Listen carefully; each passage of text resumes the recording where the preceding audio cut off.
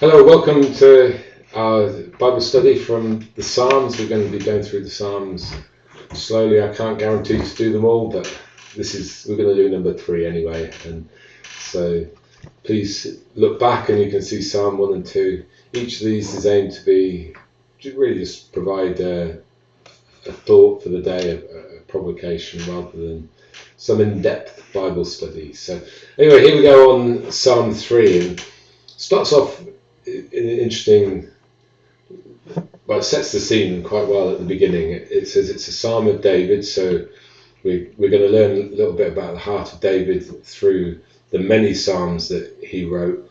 And it says it was written when he fled from his son Absalom. And so you can separately read some of that in 2 Samuel 16. And so I'm not particularly going into that, but really, other than to set the scene, you got David. He's escaping from his son. There's a fear for his life and everything else that's going on. Plus the emotional stuff that would go on in a breakdown of a relationship like that, and the hurt and the pain for that. And you realise as you read this that it's not just his son, but there's a whole load of people that have set themselves up against David. And what we're looking at here is his response in that circumstance. And I think it's laid out for us to give us a way of responding when we feel under pressure, when we feel people are against us, when there's challenges, whether they're it's family challenges, whether it's work challenges or church challenges, wherever it is, that there is a way of processing that and working it through. So the title of this psalm, in the NIV version, says it all. It says, "Save me, oh my God." And it's an interesting question to ask ourselves: is how do we respond when we're faced with challenge or persecution or difficult relationships? Where's our default? Is our default, as we'll see, the same as the default of David, or is our default something that takes us in a different direction? And it's really important, I think, to find a really strong place in God, that when those challenges come, and if they come in different ways, that our default is to turn to God with an expectation that God is our answer. And even that process of doing that will help create us and give us a firm foundation, in life and in God. So David, he's fleeing, he's scared, and the first thing he does, he assesses the situation. And I think sometimes we can even believe faith involves denying the situation. Faith doesn't involve denying the situation. Faith involves assessing the situation. So you look through the Old Testament, there's a number of times where people are faced with challenging situations and they assess them. So one of the classics is that Abraham had been given the promise of God that he was going to have a child, and it says that his assessment was it was impossible. He said it looks, and he sees, and he says that my body is good as dead, but in that, he chose to believe God, and that's the key thing there. He was like, Abraham's focus was, well, God said it will happen. And so here, David, he's faced with the challenge. He makes his assessment. He goes, how many are my foes? How many rise up against me? He's like, this isn't good. It's not a great situation. And then part of his assessment is, and many are saying to me, God will not deliver me. So he's making an assessment not just of the situation, but he's making an assessment of how people perceive him with God and his relationship with God. And then almost immediately there's a change of tone and a change of direction in what he's writing. He says, "But you, God, are a shield around me, my glory, the one who lifts my head high. I will call out to the Lord, and he answers me from his holy mountain." So David is immediately acknowledging who God is. He's recognizing the strength of God. Now, this isn't a persuasion of God. He's not persuading God to be his shield. He's not persuading God to lift his head high.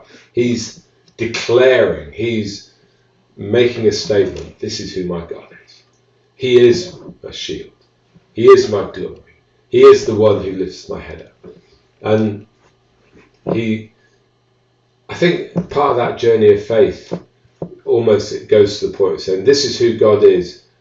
And even if he doesn't come through, it will not change my position of who God is. I think that's really important. And so David, as he looks and he's like, right, I'm going to call on God. And I know that he's the God who answers me. He's not a God that's sitting at a distance. He's not a God that's ignoring. I come with an expectation that there's an answer. It says from his holy hill. And essentially, his next positioning, if you like, shows what he believes in his heart. He says, I will lie down and sleep and wake again. I think, how many times have I been in difficult situations or helping in difficult situations, and I lie down and instead of sleeping, I think about the situation. I'm sure we've all had that in different things. And you think, actually, David is in one of those places where the pressure is so high from people against him and his own son. You think, yeah, he could lie down and not sleep, and therefore he wouldn't wake up sustained. He'd wake up, exhausted.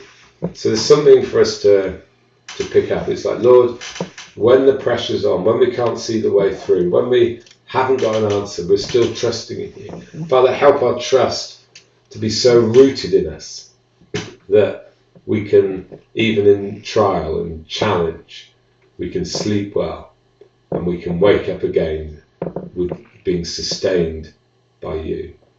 And he says, I'll not fear though 10,000 assail me. His whole focus has shifted. His focus is not circumstances, his focus is the living God. And then he makes a declaration, arise Lord, deliver me my God. Basically strike your enemies. He's handing it to God. He says, from the Lord comes deliverance. Again, you think David, he was quite a powerful man in so many ways, and you think one of the ways he could have answered this problem might have been to gather an army, gather a bunch of people and says, we'll go on an attack. But he chooses and he positions himself to allow God to be his deliverer and to bring that deliverance to him. So if you're facing challenging circumstance, there's the promise. God, deliverance comes from the Lord. And that prayer, may your blessing be on your people.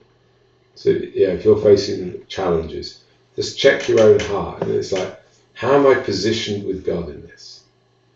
Am I trusting God to be my shield, my protector, my castle, if you like, my providing the ramparts, the one who lifts my head? Or am I living really out of that place that I'm going to have to find a solution? And it's such a normal human thing to do, is to find the solution. But God wants us to lean in on him. And even if it's stuff coming from all sides, you trust him, not in a passive way, but with an aggressive, determined faith, knowing that deliverance and blessing comes from him. Bless you. Well, that's a nice short psalm. It's only 8 verses. Just take a few minutes to read it, and if you haven't already done so, read the first couple of psalms as well. It won't take you very long, and allow the blessing and the strengthening of God to come from those for you. Bless you. Have a good day. Thank you for being with me again, and look forward to being with you next time. Bye for now.